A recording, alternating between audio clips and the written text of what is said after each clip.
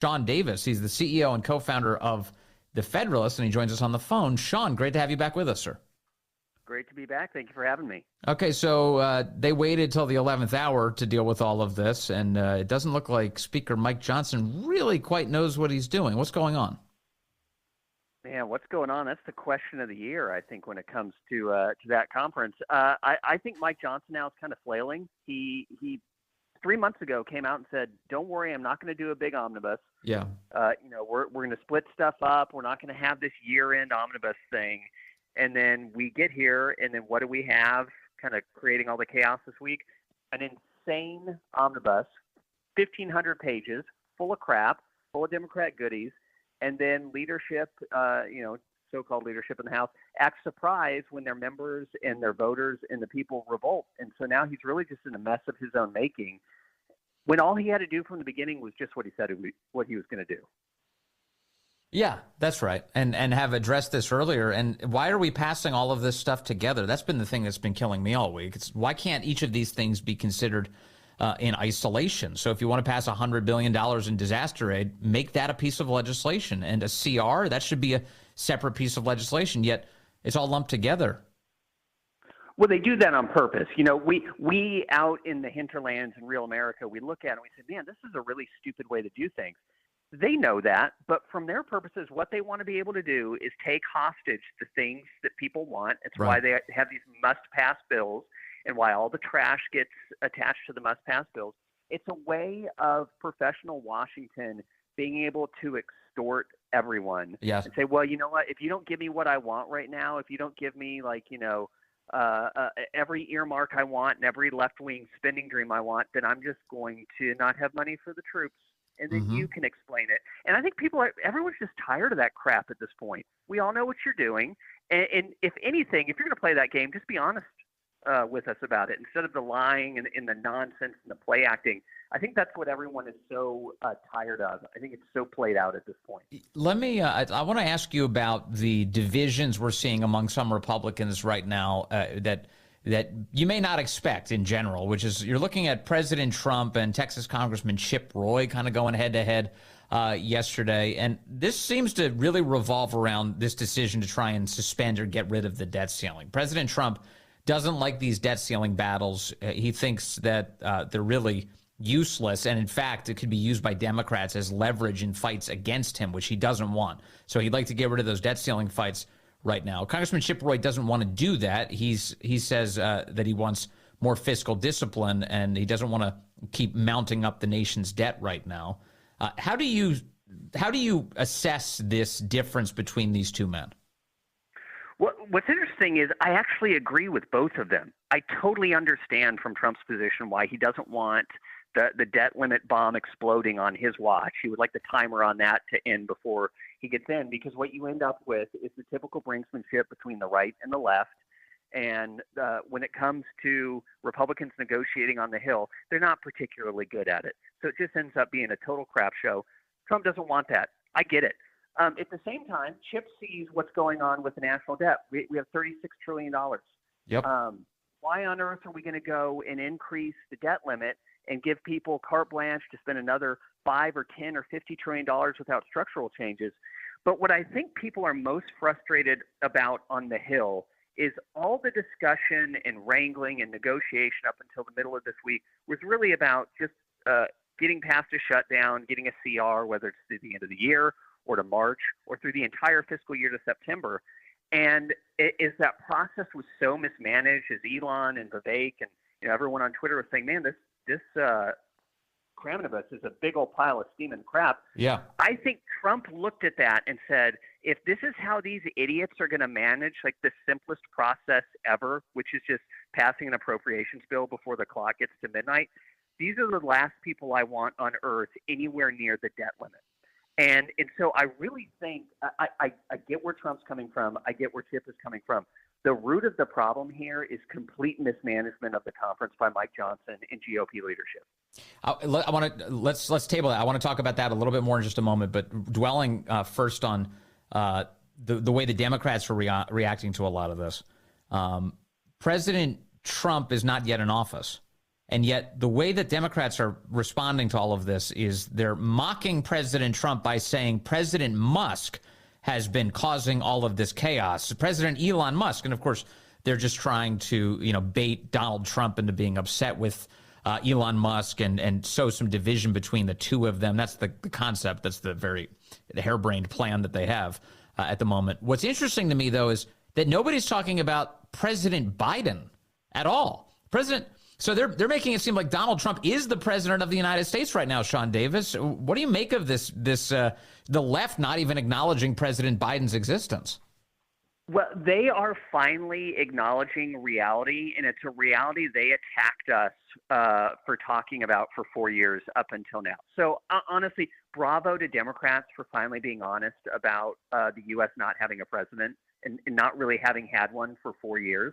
I think, in effect, they're actually correct.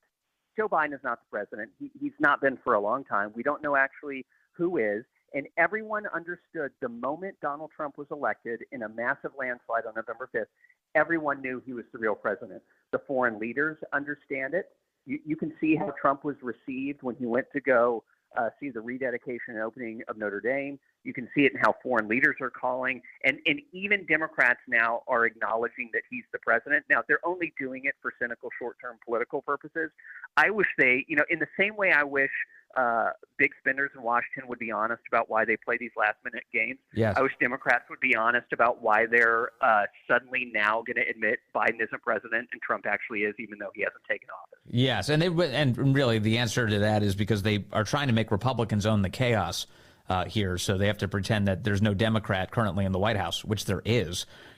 Back to this point about Speaker Mike Johnson. Do you anticipate that he will be the speaker next year? I mean, this it seems like with each passing day, that likeliness is dropping. Yeah, I don't know. I think it is very much up in the air now. He was on very solid footing a week ago. Trump personally liked him. He was with the cool kid group going to UFC fights and on the planes. But when Trump is able to have right in front of him clear evidence that this guy doesn't really know what he's doing, and if Trump starts asking himself, is this who I want in charge of having to implement my agenda in Washington? I think Donald Trump and people in his circle are now starting to ask themselves that question. But the other question, of course, is, well, who else would it be? Who else could get the votes of a majority in the House?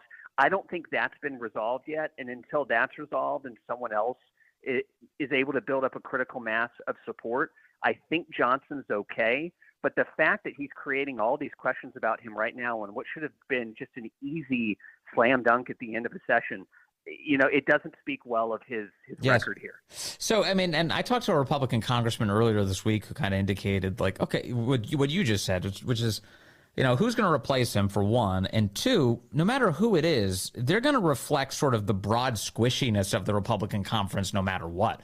I mean, right now, Mike Johnson's just a vehicle for the kind of the lack of discipline in the Republican conference. Whoever ends up prevailing in a vote to become Speaker of the House will sort of be the same person, I would guess.